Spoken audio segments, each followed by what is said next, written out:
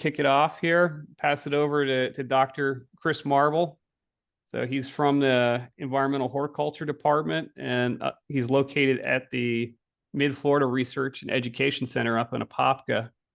And he's one of the big experts in the state for herbicides, herbicide usage. And we're looking forward to what he has to pass on to us in terms of knowledge here today. So thank you, Dr. Marble. Thanks for the introduction, John. Yeah, so and thank y'all all for tuning in and taking the time to join us today. So what I'm going to be talking about today is weed management and ground covers, and also other non-turf areas in the landscape. So this would include typically planting beds, but other, those non-turf areas.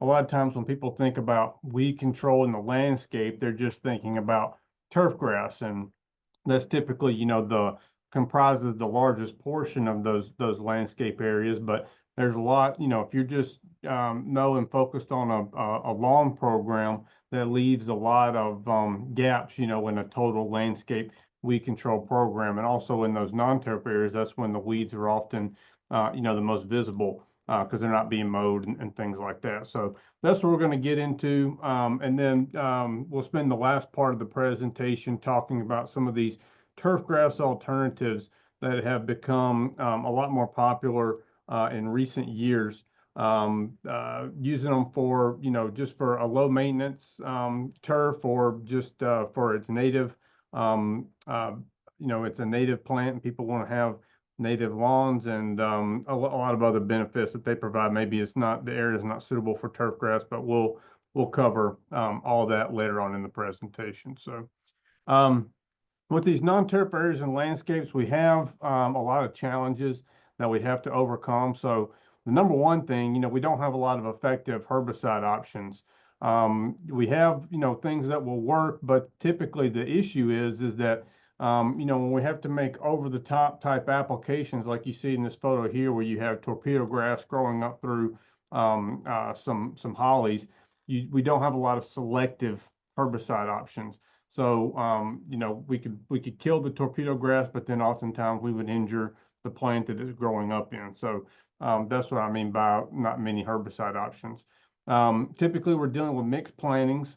So as opposed to turf grass, which are monoculture type systems, we have multiple different plant species. So finding safe options that can be used in and around all those different plants is very challenging. And a lot of times they're high value too, so we can't, take on any damage from those. They're plants that are slower to recover. Few no herbicide options really coming down the pipeline anytime soon. People, when I give these types of presentations, people always say, when's a herbicide coming for, such and such weed and such grass or plant or whatever. For a herbicide to actually be discovered and come to market, you're talking about multiple billions of dollars. For that process to take place, for all of the testing and for it to pass EPA requirements and everything like that. And it's like a 15 to 20 year timeline. So it's not something that is easily discoverable and commercialized. So it's a very long process, takes a lot of time and investment for the manufacturers to actually do that. So it's not like we're having a bunch of herbicides come, anytime soon. And then also, we're in Florida. This is where, weeds come to grow and to thrive. We have big challenges, especially Central and South Florida, all year round. We don't really get a break like you do in some other places where you at least have that cold period that will kill off a lot of weeds. So we have to figure out how to manage using a more holistic approach and not rely just on herbicide options, but we need to combine multiple methods to get the best control in these cases.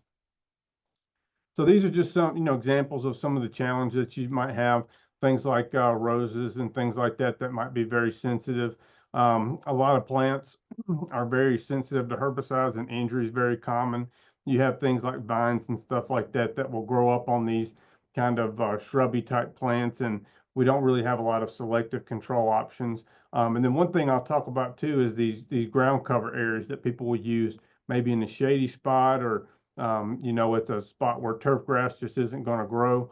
And then we don't have herbicide options for those. So really the only recourse, unless we do the testing, is to go in and hand weed those spots, which, depending upon the size of that, it can be, not feasible. So.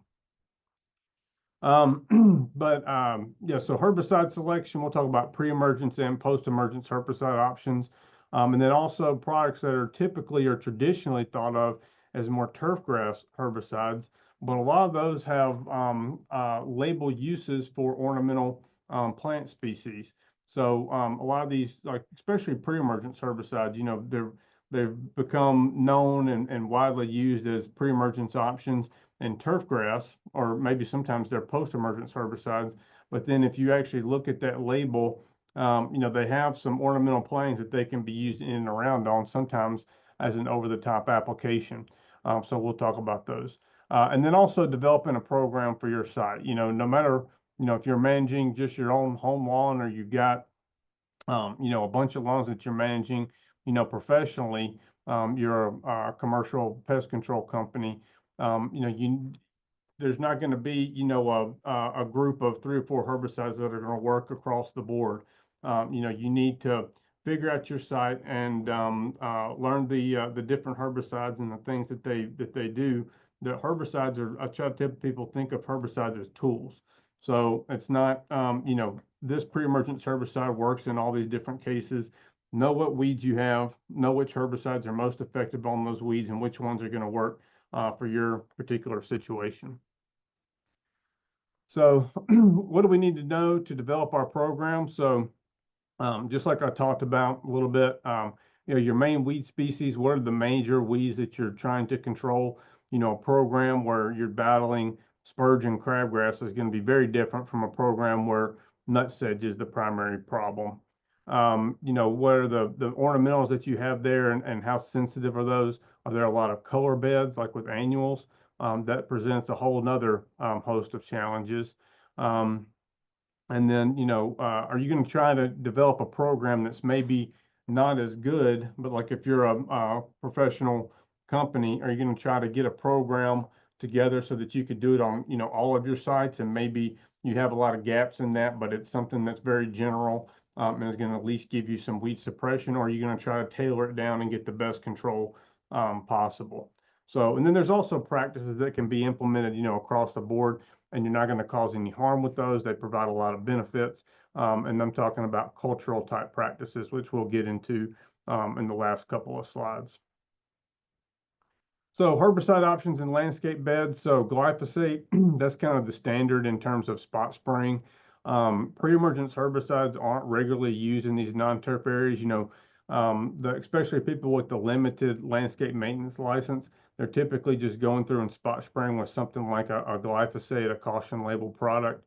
But there's everybody that's in this field knows of the negative publicity that glyphosate's gotten in recent years, and so people are looking for alternatives, whether that's because they're not comfortable using glyphosate or their customers aren't comfortable using it. And so the most common alternative that people are using is glufosinate, and that's sold as Finale and Cheetah and several other names. And those are 2 pretty similar herbicides. They have different modes of action, but they're pretty similar in terms of their use patterns, essentially. There's other non-selective alternatives that are available that can be kind of used like glyphosate, where they're just mixed up as a solution and kind of spot sprayed. And I'll talk about some of those also. Here's just a comparison between glyphosate and glufosinate. Now, I'll say this too, regardless of your thoughts on glyphosate, it's never good to have one herbicide be the basis of a weed control program. So adding something like glufosinate to a program, for spot spraying would be good to help control glyphosate resistant weeds, and then also give you an additional mode of action, because you always want to rotate your herbicides. But just to compare those 2 herbicides and to give you some information on them if you're not familiar with glufosinate. So mobility in the plant in terms of how well that they're translocated, glyphosate will be considered excellent. You're typically going to get very good control of perennial weeds with glyphosate because it does have that translocation. Glufosinate, it's primarily considered a contact herbicide, so the mobility in the plant will be considered minimal. Safety to ornamentals, you don't really have any with glyphosate, but with glufosinate, if you were to make a misapplication and spray, say, half of a shrub, that half would be, severely injured, but that plant's typically going to recover. Whereas with glyphosate, probably not. So you do have a benefit there. Just in terms of the coverage that you would need to achieve to get good weed control on the weeds. Glyphosate, you can have less coverage compared to glufosinate because of that translocation advantage with glyphosate, but good coverage is important with any herbicide. And then control of perennials, glyphosate would be good or great, and then glufosinate, I'd say, is just moderate. And then control of annuals, annual weeds, both of them are going to work pretty good, but neither one of them have any residual control. So typically, the problem that I see when people just base their program around spot spraying weeds in these non-turf areas is that you're always fighting a continual battle, and you don't ever really have a break because you spray glyphosate, it doesn't have any soil residual activity, so any seeds that are there in the soil, they're going to immediately, or they can immediately start germinating and growing. The glyphosate's not going to stop germination. Same thing with glufosinate. And so we'll talk about some ways through things like mulch, and then also pre-emergence herbicides that can give you a little bit of suppression, for a longer period of time, and possibly, or what we've seen in most cases, reduce the total amount of pesticide that you're actually using. So here's some examples of some alternatives that we've been looking at over the past couple of years. So a lot of them are, organically certified. That's the OMRI certification. So if it says yes there, that means that it's certified to be used on, USDA organic food crops. Of course, we don't have landscapes that are organically certified, but if that was important to you or to a customer or something, you could choose some of these products that have been organically certified. But all of these, are primarily contact action herbicides. So you don't have any translocation with those. They work very quickly, but for larger weeds and then for perennial weeds, the control is typically a lot lower than you would see with something like a glyphosate or some of these other translocated herbicides. So here's just some of the examples. So this is acetic acid. This is like a horticultural vinegar, essentially. And this is 2 weeks after treatment. This is garden spurge. And so you can see, treated versus non-treated. Really, we saw these results, or, the plants looked about like this a couple of days after treatment. These work very fast. They're typically, a lot of these are just desiccants. So they're just basically destroying those cell walls, and those plants are essentially drying out. But you see those results, sometimes within 10 or 15 minutes on a warm, sunny day. But good burn down, at 2 weeks with garden spurge. Same thing with crabgrass here, pretty large crabgrass plants that were treated, and very good, 80% or so burn down on those. And then bittercress, so just about 100% burn down on those. Typically, the issue with these, though, is that you get into 4-6 weeks after treatment, and those plants can reemerge and come back. So they're not coming back from seed, the actual part of the plant that wasn't actually killed by that spray, because you don't have the translocation. It's able to come back. Now, I will say with bittercress here, this is all just from seed germination. So we actually got 100% kill on the bittercress that was there and treated, but because those pots, they had so much bittercress seed from the mature bittercress that were treated, we had a lot of seed germination with those after, when we got to a 4-week time period. So with a lot of these, you do get regrowth, and you don't get long-term control. So we've done some trials. We looked at, this is the results. We've done a bunch of these, but I'm just going to share one of these trials that we did because it gives you a pretty good idea of how these different products are performing. And it was to look at 8 different alternatives on spurge, oxalis, and crabgrass. And so we looked at a couple different growth stages and a lot of these different alternatives and compared them to glyphosate to basically see how long, how good a control we got with those, and if there's differences in these different products. So this is the control that we got. This is at 4 weeks after treatment. So all these products, I have them down here at the bottom. That's the active ingredients. Here's glyphosate here, and then all of our alternatives. And so all these were applied at basically standard label rates according to the label instructions. And then the bars show the control that we got with crabgrass being blue, garden spurge being orange, and oxalis being gray. So you can see at 4 weeks after treatment, so about a month after treatment, we have pretty good control with all of these different products. We're averaging somewhere between 70 to 90% with the vast majority of these products. Glyphosate, we're like at 95 to 100, but really not a lot of statistical differences between those different products at 4 weeks after treatment.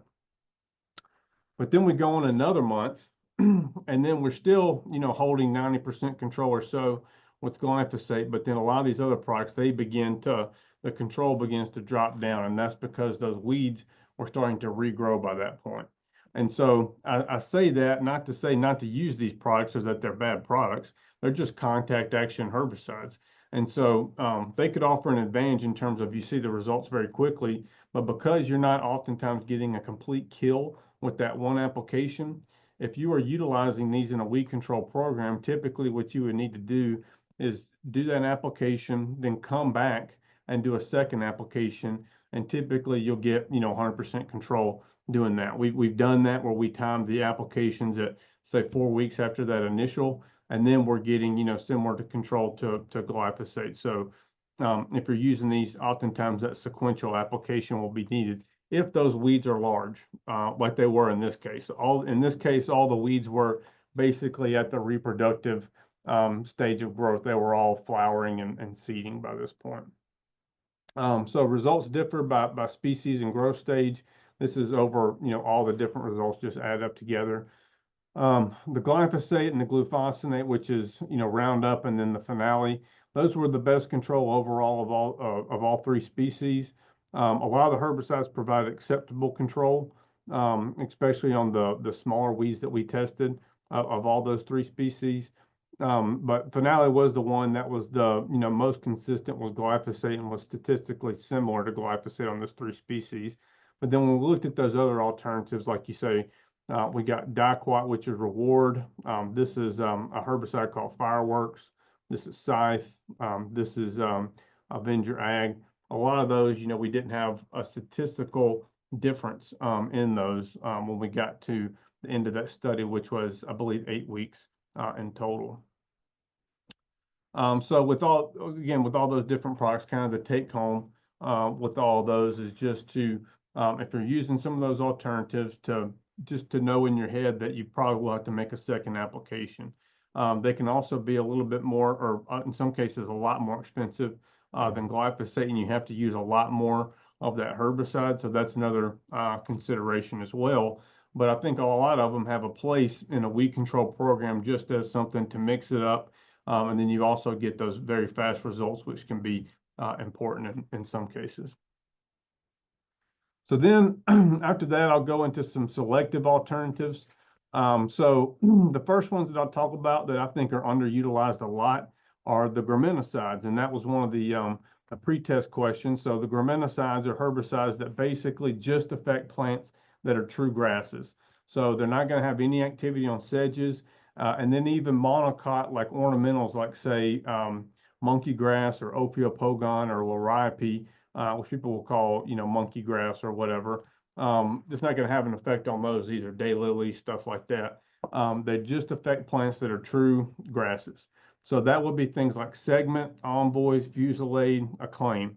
So those are grass, just grass herbicides. So they have hundreds of ornamentals on the label that they can be used over the top of. And so those are an important option when you're trying to make over the top application of any kind of broadleaf plant in the landscape. And then when we get into, we're talking about some of these broadleaf ground cover species, those are very important class of herbicides that you can choose from to control those grasses, things like crabgrass, Dallas grass, and even things like Bermuda and torpedo grass. Eventually you can get control with some of these herbicides. Most of ornamentals tolerate these very well. And so those just to keep in mind, and I think they're underutilized. Then there's also some things like Basagran that people will consider mostly like a turf herbicide and is used primarily in turf grass. And we primarily use that for sedge control. We do get some broadleaf weed control, but it has a lot of ornamentals, or I'd say maybe 30 or 40 pretty common ones that it can be used over the top of, and that it's very safe on. One that will come up that I'll speak on, in the later slides is perennial peanut.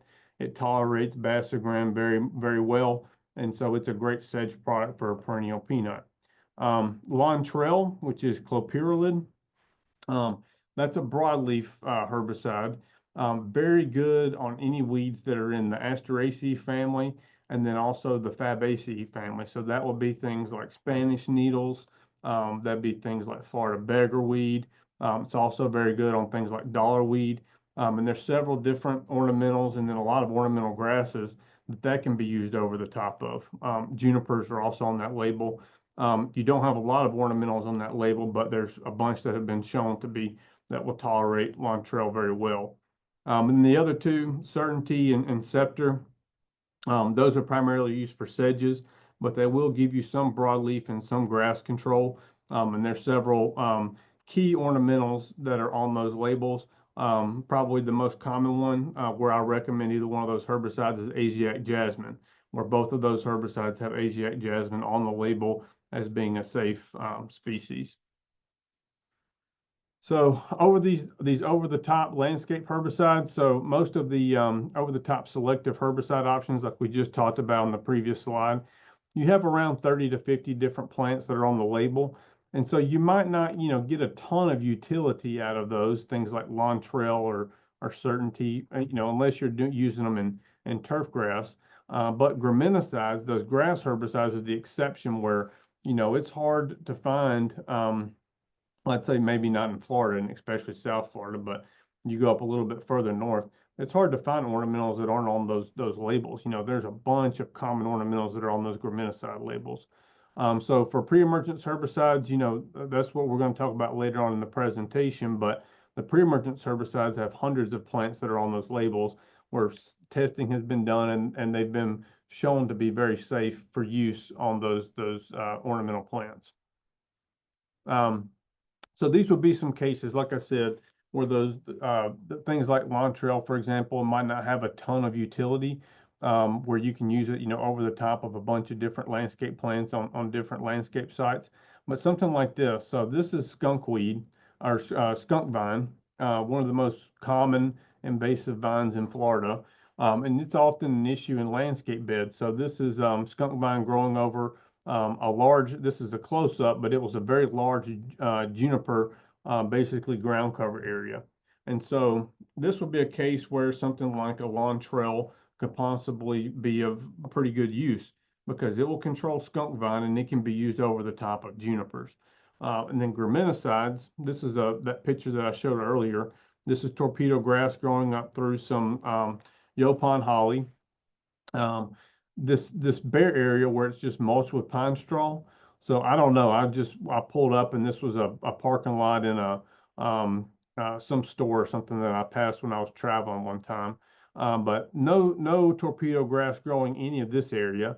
And I'm pretty, I could be with about 95% certainty, I'd say that somebody had come in here and they had just routinely gone in and sprayed glyphosate and killed the torpedo grass in all this area. And so where did it go? What's left is the one that's growing up in the canopy of this plant. And so what they could do in this case, it's going to be almost impossible to hand weed that, but you could use something like a Fusilade and apply that over the top of those hollies. And then, yeah, you're probably not going to get control of torpedo grass with one application, but over time you could, seriously suppress it or eradicate it in that case. So that's where these options come into play. Other selective alternatives, you have things like Pro Sedge or Sedge Hammer that again are mostly considered, sedge products for turf grass, but they can be used in landscape planting beds, and the same thing with Dismiss. So that's another strong common sedge product, good on Kalinga, but it can be used in and around, most ornamental plants as a directed application. Either one of those can go over the top, but they can be used in planting beds to treat sedges. So with all these though, they're all just post-emergence herbicide options.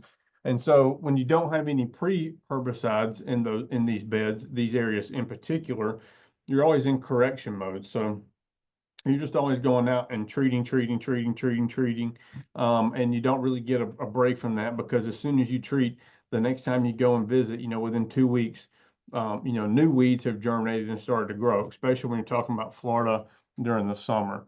And so, the thing that I always say is an ounce of prevention is worth a pound of the cure, the old Benjamin Franklin quote.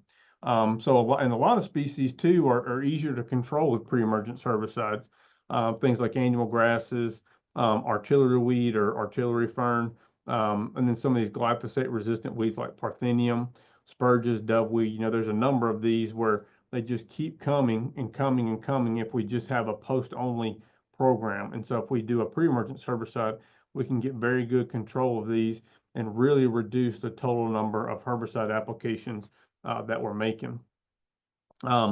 So this is one thing that we've done. We wanted to kind of quantify this. We looked at how many applications we could eliminate by basically incorporating some pre-emergence herbicides. And so this is a trial that we did a couple years ago. So essentially we looked at 3 different post-emergence herbicides. We looked at Roundup, we looked at Finale, and we looked at Reward.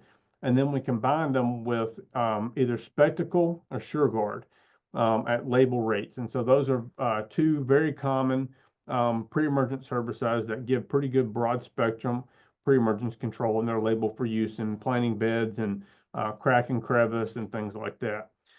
So basically what we did, and then we also had in this trial too, one of the treatments was just glyphosate alone. So we went out, all these herbicides were applied. We also have one that was just glyphosate alone. Then we went out every 2 weeks and we did weed coverage. And then if weed coverage exceeded 15%, we came through and we just spot treated with glyphosate. We didn't use, for example, we didn't apply Spectacle and SureGuard every time. We would just go back in and apply glyphosate like somebody would on, just a mow and blow type company that was coming in and spot spraying Roundup. So we wanted to see how many of those Roundup applications we could eliminate by using one of these pre-emergence herbicides. And so these are just some costs of all these. Obviously, the Roundup by itself, we use Ranger Pro. That was a glyphosate trade name of the product that we actually use. That's going to be a fraction of the cost of the other ones. But just to show you the total cost of these combinations, for basically the cost per 1,000 square feet, if you applied it the way that we did, they're pretty comparable. But by adding this pre-emergence herbicides, that did increase the cost considerably. And that's typically what people will look at is the cost of Spectacle or the cost of SureGuard or some of these other herbicides, and they'll get sticker shock. And so they'll say, it's a lot cheaper just to go through and spray, a generic Roundup. But what we wanted to do is say, okay, but if you do it that way, you're going to be visiting that site more often. You're going to be using more man hours to go out and spray, potentially, or at least that was our hypothesis. And you're probably using a lot more herbicide. So we wanted to see, what was the actual case. So this is 8 weeks after the first treatment. You can see when we incorporated pre-emergence herbicide, and these replications here still had very good weed control. When we had Reward as the post-emergence herbicide, we did get regrowth, and that's just because we didn't get 100% control with having Reward as our only post-emergence option. But this is what I really want you to look at. So this is glyphosate by itself at 8 weeks versus glyphosate with SureGuard or Spectacle. We're still basically 100% weed control versus, we have about 90% coverage here. This is our check, so no herbicide. This gives you an idea of the weed pressure that we had at the site. So this was over 12 weeks. So this is just, we extrapolated this out and we did this for about half a year or 6 months. But this was the average control that we got with the different options. And this is going to be high, and there shouldn't be much difference between these, because as soon as we got to 15% weed coverage, we went in and we sprayed with Roundup essentially. But then you can look and you can see the average number of glyphosate retreatments. So within this 12-week time frame, so 3 months essentially, with the glyphosate plus Spectacle or SureGuard, we just had to make that one application, so virtually no reapplications, and we were still below that 15% threshold. And then we saw the same thing with Finale and SureGuard. But then when we had the Ranger by itself, that was the most. So we had to make 4 applications, so a little bit more than 1 application per month to keep the weed coverage below 15%. And so that's something that's important to keep in mind how many applications we could eliminate. And when I carried that out and we did that over the 6 month time frame, those numbers just kept increasing basically by the same level. So eliminate a lot of different applications by using those pre-emergent herbicides at labeled rates. We had to do follow-up applications for some of the perennial species. So with Finale and Reward both, and some of the plants we had things like Bermuda grass and dollarweed. And so when you and also yellow nutsedge. And so with those weeds, the pre-emergent herbicides aren't going to give you a ton of benefit because those aren't germinating or really growing and spreading from seed. They're growing vegetatively. And so in those cases, the pre-emergent herbicide, not going to be that effective. So it did increase the number of applications we had to make in some of those plots. But the pre-herbicides, they reduced the total number of applications and the total pesticide load by about 50 to 60%, across the board. So we're basically cutting those in half or more. SureGuard, it probably provided a little bit of extra post-emergence control to the things like Finale and Reward because it does give you some post-emergence control, even though it's a pre-emergence herbicide. But with all these, we just chose two different pre-emergence herbicides. We had the SureGuard and the Spectacle. Really, we could have probably seen a lot better results if we had picked the herbicides for the weeds that were actually there. We didn't do that because we only had, space and resources to do two. But if we had added a few more and we said, okay, we're, in this block, we're going to choose these herbicides because they're the most effective for this weed spectrum, et cetera, I would imagine that the results would have been, even more profound than the ones that we actually saw. So for pre-emergence herbicides, if you were wanting to select those and use more of those in these types of programs, I have these charts, they're posted in a lot of places. We have these in ES articles. This just gives you, it's color coded by mode of action. So it can be useful to help you when you're rotating or picking pre-emergent herbicides to rotate in a program. We have about 4 or 5 different mode of action groups that you can actually choose from, and they control a range of weeds, most of them broadleafs and grasses. So a lot of different options that you can use, and all of these have uses in ground covers and then also in non-turf areas of landscapes. Most of them in turf also, so they could be used, across the entire landscape if they needed to be. Here's just some examples and kind of how I think of them and I group them. So grass pre-emergence herbicides, the ones that are most effective on those annual grasses germinating from seed, that's things like prodiamine, pendimethalin, dithiopure. They'll definitely control some broadleaf weeds also, but I always think of those as grass-based pre-emergence herbicides because they're very strong on things like crabgrass and signal grass and stuff like that. For your broadleaf herbicides, again, a lot of these will control grasses as well, but they're also very strong on broadleaf weeds. Like a good example is Tower, very good on doveweed, for example, also on sedge. And then you have things like Spectacle, pretty broad spectrum control across grasses and sedges.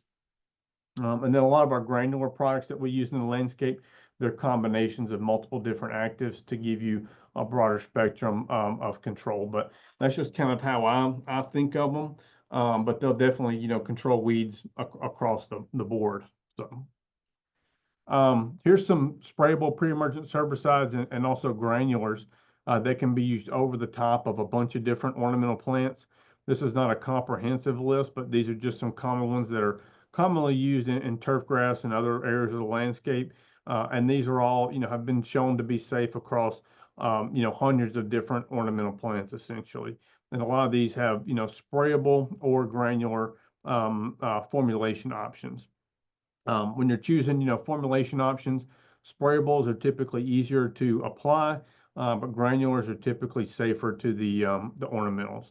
So just something to keep in mind. Also, SureGuard and Spectacle, I've already talked about these pretty well. This is just some examples of the control. This is this was done up further north in a heavier, more clay-based soil. So not in Florida. This was in South Alabama, these trials, but this is SureGuard at 12 ounces, SureGuard plus Roundup at 12 ounces in the control. And this is 180 days after one application made in the fall. So just to show you that they do provide long-lasting control. In Florida, you wouldn't get that length of control with these in most cases, though. And then artillery weed. So this is another one, just in terms of post-emergence control. This is one that commonly comes up in those non-turf areas, like in patios and walkways and driveways and things like that. And people will often say, this is the hardest thing to control. And I say, what have you tried? And it's always Roundup, a high rate of Roundup. This is Roundup or Ranger Pro. This is glyphosate. Virtually no control with it. What I typically recommend is this SureGuard. So that's a pre-emergence herbicide, but these were all treated post-emergence. So these were all, mature artillery weed, and you get virtually 100% control with SureGuard in this. And I didn't have the liquid Ronstar in this trial. We had the granular because we'd already done trials with the liquid Ronstar, but it works similarly to SureGuard, very high level of control. Also had pretty good control with Finale. But this is just a weed where it's a good example of picking the right herbicide for the weed. Glyphosate won't control this, but it's very easy to control if you select the proper herbicide for it. But this is one that commonly comes up in crack and crevice and driveways and things like that, and you need herbicide options for it. So now that's just some general weed control information. I'll spend some time talking about controlling weeds and ground covers and share some of the research that we've done in this area. So just to talk about some of the common ones, and probably the most common ground cover just throughout Florida is Asiatic jasmine. With pre-emergence herbicides, you can use almost anything. Just about all of them have been tested extensively on jasmine, and they're safe for use in Asiatic jasmine. And that's usually the best way to control weeds is with pre-emergence applications. But if you miss them, post-emergence herbicides that can be used. Basically all of your graminicides, envoy, fusillade, segment. So you got grasses controlled, and then Scepter, which is a mazaquin, and then Certainty, which is sulfosulfuron. Both of those can be used over the top, and Asiatic jasmine is on the label of both of those products, and so you can control sedges pretty well, and then you can pick up some broadleaf plants with those two herbicides also. We've done some testing too, and I'll show you some results later on with things like Dismiss and Sedgehammer. We also saw pretty good safety on jasmine. Mondo grass or Ophiopogon, I have the pre-emergence herbicides listed, and then post-emergence herbicides again. You have those graminicides, Envoy, Segment, Scepter, and then you also have Certainty as well on this. And I'm happy, I'll give John this presentation. You'll have all these lists that you can reference back if you're interested, because I'll go through these kind of quickly. Liriope or lily turf, just a group of pre-emergence herbicides. So you can control basically all the different weeds that you would have coming up in this from a pre-emergence perspective. And then post-emergence herbicides is kind of the same ones that we've already talked about. Envoy, Segment, Fusillade, so your graminicides, and then Scepter and Certainty. And then junipers, you've got just about all your pre-emergence herbicides. Again, juniper is a very tough plant when it comes to herbicide tolerance. And then post-emergence herbicides is basically that same list that we're talking about, but you also have Lontrell that has several different juniper species on the label. And so with all these, with the three other species that I talked about, kind of the general trend that you see in these is that you can control grasses pretty well. You can control sedges pretty well. The gap is broadleaf weeds. So even if you have a difficult grass species to control or a difficult sedge species to control, at least you have a selective, herbicide option that can be used. With broadleaf weeds, you really don't, except for your pre-emergence herbicide. So once those broadleaf weeds are there, you're kind of out of luck. Juniper is an exception because you can pick up, some more broadleaf weeds with something like a Lontrell for those juniper species that are listed. And then we've been doing a lot of work with perennial peanut. So this is one that's gained a lot of attention in recent years. So we've been doing a lot of safety work. This is one that we did where we looked at several different herbicides. They were all applied at 2 times the highest label rate, applied twice, just to make sure that we saw good safety. So Lontrell, basically we killed all the plants. Scepter, we had the plants didn't die, but we had a pretty good bit of leaf distortion there. Fusilade, which is a graminicide, no injury. Basagran, no injury. Certainty, a high level of injury and death. Dismiss, really good safety. The plants looked good. Of course, we killed them with Finale and Roundup and Ranger Pro. And then Sedgehammer and Segment, both of those, again, really safe. So we do have some options for post-emergence weed control and perennial peanut. So before I say that, if you look at these herbicide labels, perennial peanut isn't going to be listed on any of those. But like we were talking about with the pre-questions, Florida is a site-specific state, so you could technically use these on perennial peanut because it will be considered, well, it's a landscape plant. It could be considered a planting bed, or it can be considered a turf grass, whatever you interpret it as. But those herbicides are labeled for use on that site. You would just be liable for any injury essentially because those plants weren't listed on the label. When you look at those labels, they're open and mean that you can use them on other species that aren't there, but it doesn't say do not use them on those. You would just be, the company's just not standing by the safety of those. So definitely not something to do lightly, but I do know that many now the number one tank mix for perennial peanut is basically Fusilade plus Basagran. And so people will get pretty good sedge and grass control with that combo, essentially. Broadleaf weeds, that's a challenge. We haven't found anything that's consistently safe that's post-emergence. This is a trial that we did with those just to show you the injury that we got. So perennial peanut shows the injury that we got there on a 0 to 10 scale, and then Asiatic jasmine in red and perennial peanuts in blue. Lawn Trail, we injured them both pretty bad. Scepter, just injury on the perennial peanut. It's actually labeled for use in Asiatic jasmine. Basagran, we injured the jasmine a lot, but no injury on the perennial peanut. Dismiss and Sedgehammer, I have those. We didn't see any injury on those, but we did get a little bit of a growth reduction on the perennial peanut and the jasmine. So if those were established, maybe you wouldn't see that, in a landscape type situation, but we did reduce the growth and we did stunt those.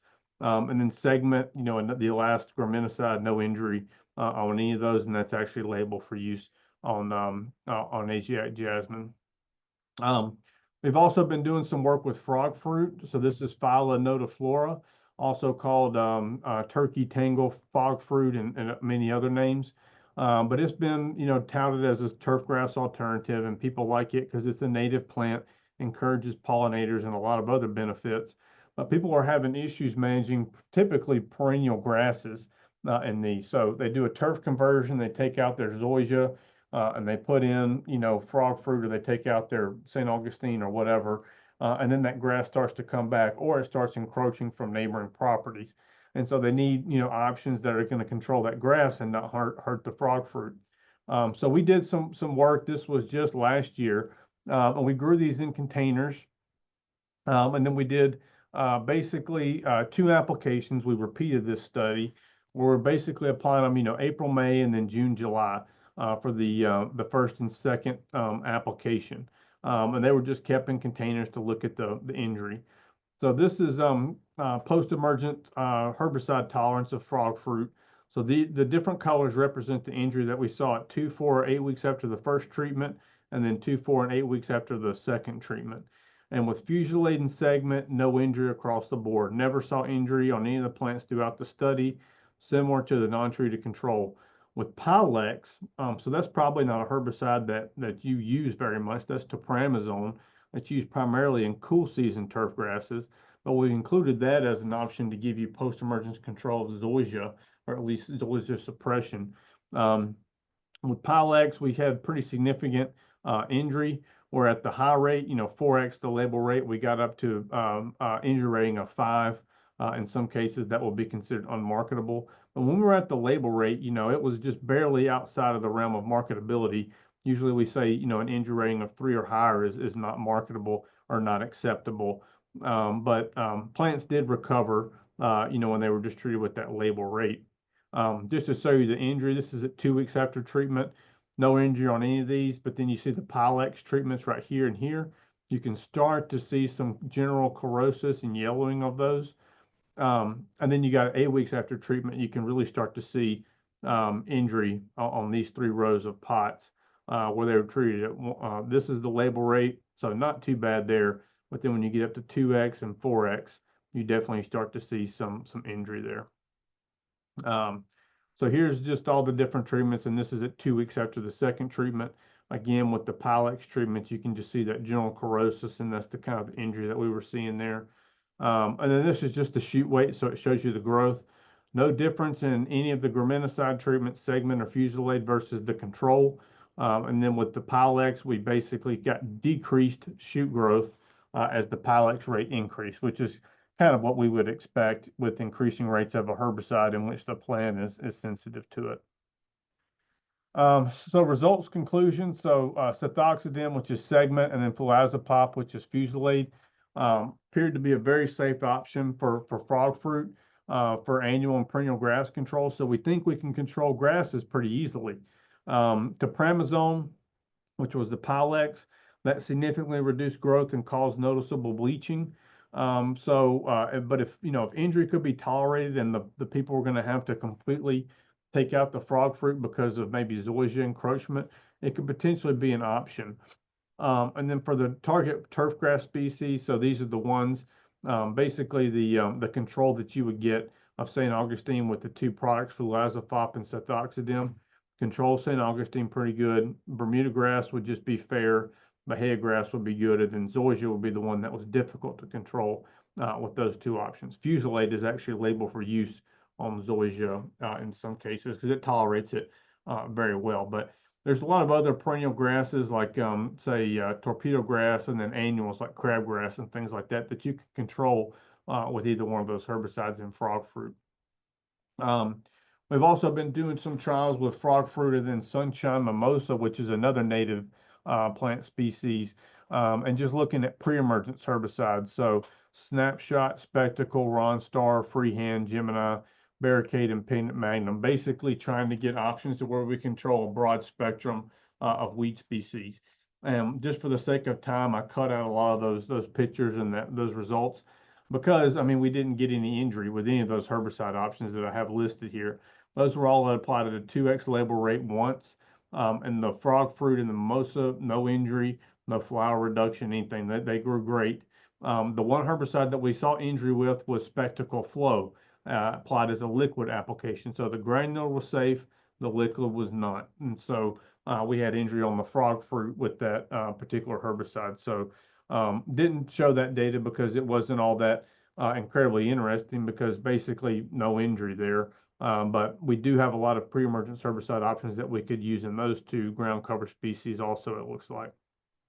So just to quickly go through this, developing a rotation. So I showed you all those different herbicides and kind of how to pick those based upon mode of action. Timing examples, there's a lot of leeway here. You could do that first application in the early time of the year, and that might be the only application you do. Some people will do an application then and maybe early summer, and then some people might do 3 applications if they're trying to control or get most of their control with pre-emergence herbicides. There's not really a wrong way to do this.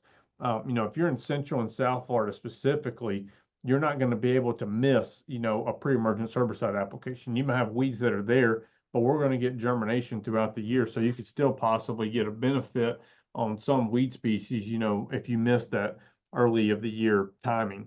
So, people will call me and say, am I too late for a pre-emergence? Maybe for crabgrass you are, but for doveweed you're too early. So, it just depends upon what weed you're targeting there. This is kind of how to think about it. Think about what are your important weeds at the different times of year? What are you trying to control? What's common at your site? And then go through and pick the best herbicide option for those weeds. Don't just say, I'm going to use Barricade because I got, a good rebate on it and it's for sale or whatever. And so I'm going to use Barricade across all these spots and I'm going to apply it 3 times a year. You might could do that, but the next year you're going to have to, switch to a different herbicide. But think about, what are the weeds you're trying to control and what's the best option? With herbicides, we don't even have to use herbicides to manage weeds in a lot of these situations. But when we're using herbicides, we want to pick the most effective thing so that we can make the fewest number of herbicide applications that are possible while still getting good control. And selection is the most important part of that. Non-chemical methods. So, just these are useful in different cases. Mulch across the board, very effective. More effective than a pre-emergence herbicide application. Every time that we've compared mulch, 2 to 3 inches of something like a pine bark, it outperformed any pre-emergence herbicide that we've ever tested it on. When you're talking about long-term weed control, mulch is just more effective. Pre-emergence herbicides you're going to have to apply multiple times. Mulch can last for months without breaking down.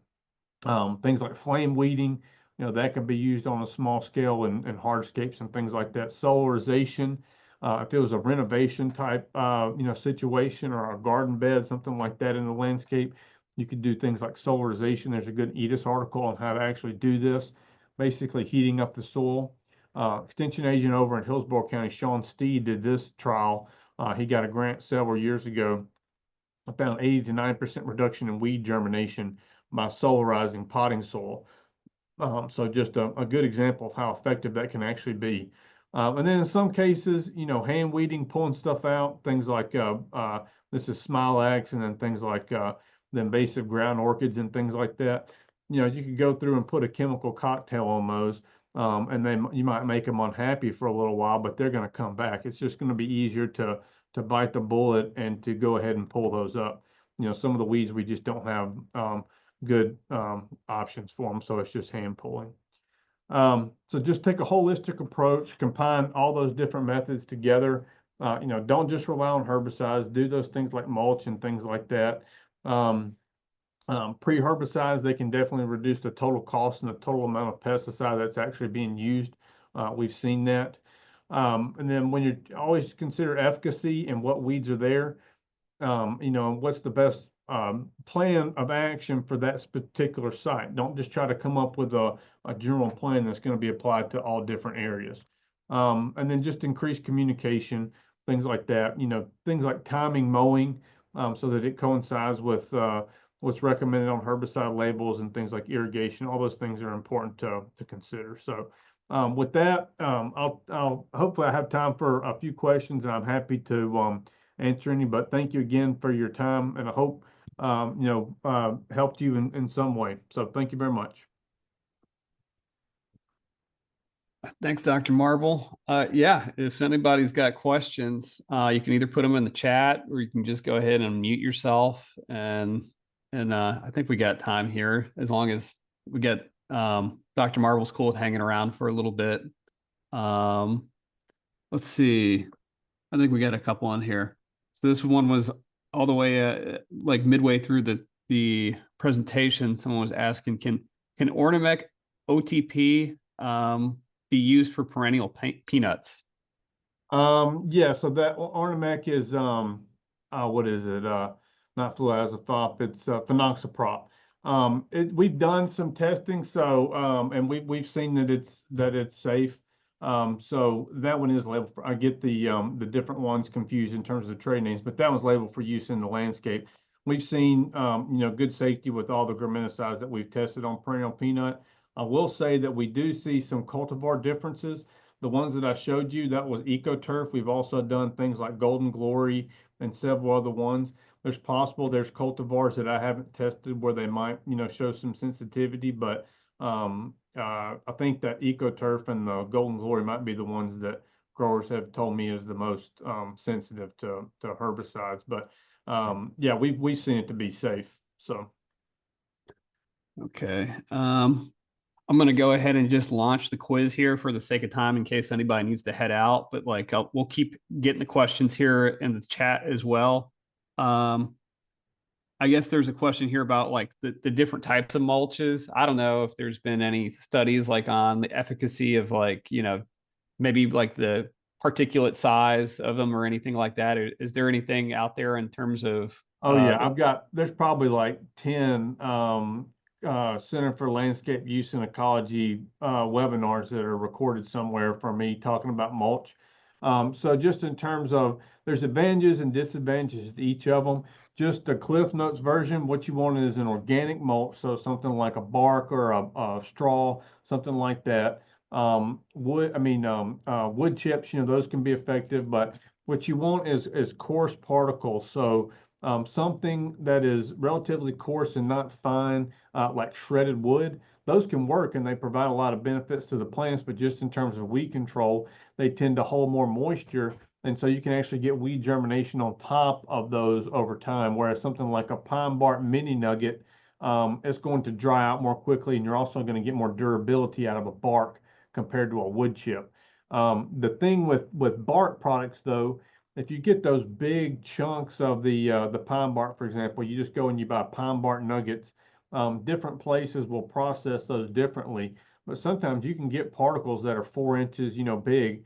The problem with those, they're fine, but the bigger that particle is, the higher the depth you're going to have to go to completely cover that surface, just because of the particle size and how they kind of fit together. So just general, I like, we've seen good results if we're going, say 2 to 3 inches, which is the typical recommended level. Something like a pine bark mini nugget or a wood chip, something like that, where we've seen the best results. So I guess just to follow up this same person, Talia, she asked, what about floor mulch and play safe?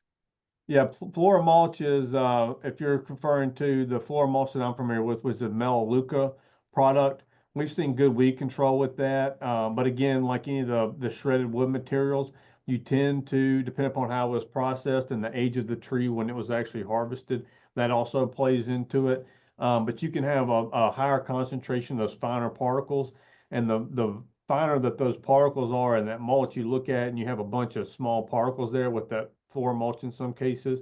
Still control weeds, but it just might not last as long as like a bark or something. But I've used floor mulch and had good success with it. We've used it in trials and have good success. It does stay wetter longer, and it breaks down faster than like a bark, but still good for weed control. So, and it's putting use to Melaleuca, which is one of the worst invasive trees in Florida. So.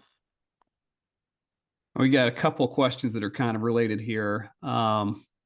Is there, I guess, in terms of pavers and things like that, have you had any issues with pre-emergent standing concrete? And then someone also said any standing with burning of the weeds on pavers as well, like with some of the I guess the weeds that get killed off.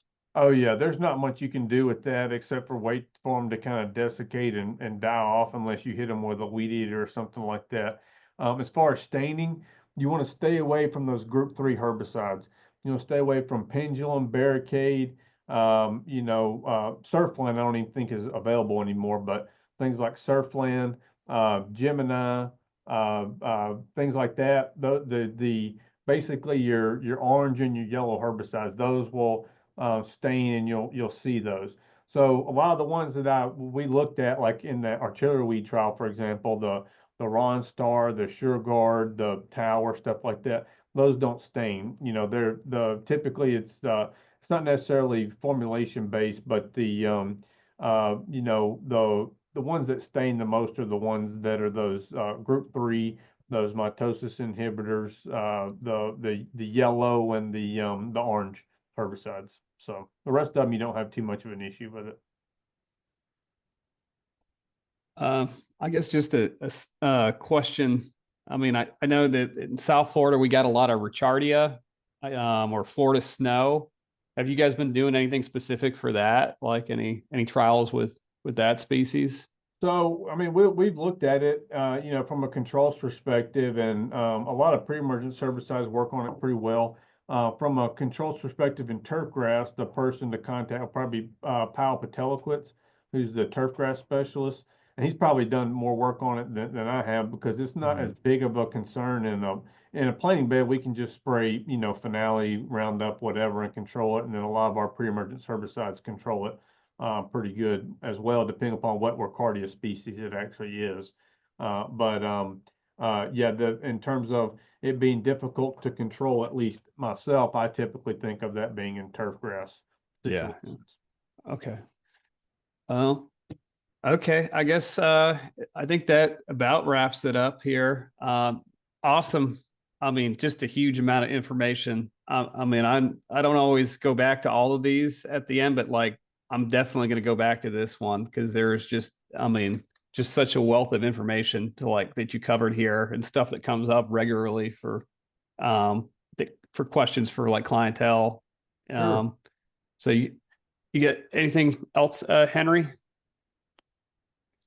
And just a clarification, Dr. Marvel, when you say 2 times a label or 3 times, as a user, you cannot do that, correct? No, yeah. So I should have actually specified that. So when we look at something for in terms of safety, and when I say something is safe, I'm not testing at the label rate. I don't trust that. In a real world situation, it's very rare that someone's going to make a perfect application. If you're targeting, say 32 fluid ounces per acre, it's very rare that somebody's going to be dead on the money 32 fluid ounces per acre over a 15,000 square foot lawn or whatever it is that you're treating.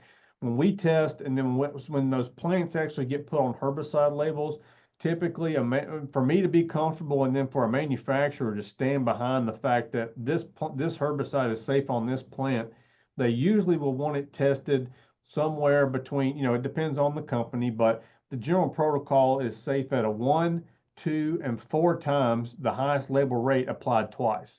That's to give you a very good degree of safety that if a misapplication is made, you're not going to have a catastrophic failure. I'll never recommend, going at those rates. That is off label and that's illegal use. But for me to recommend it and for the company to put that on there, they want to have a very high degree of safety. So they're not, if it's labeled at 32 and it causes injury at 38, they're going to have a lot of problems. So. Thank you. I've got one final question here. So I know that you do a lot of work with the beds and like potentially doing like cost benefit analysis to like of lawn use versus beds in terms of like like how much it is to establish versus like upkeep for both of those. Do you get anything in the works like or any really good studies that you go to for that type of stuff? Because that's something that comes up a lot for us as well. We're trying to actually, I'm working with a group of people. We're trying to get some funding to do some of that more in depth, just so that we could put, some harder economic numbers behind all that and actually have economists on board and people from other fields too, because that's kind of an interdisciplinary thing.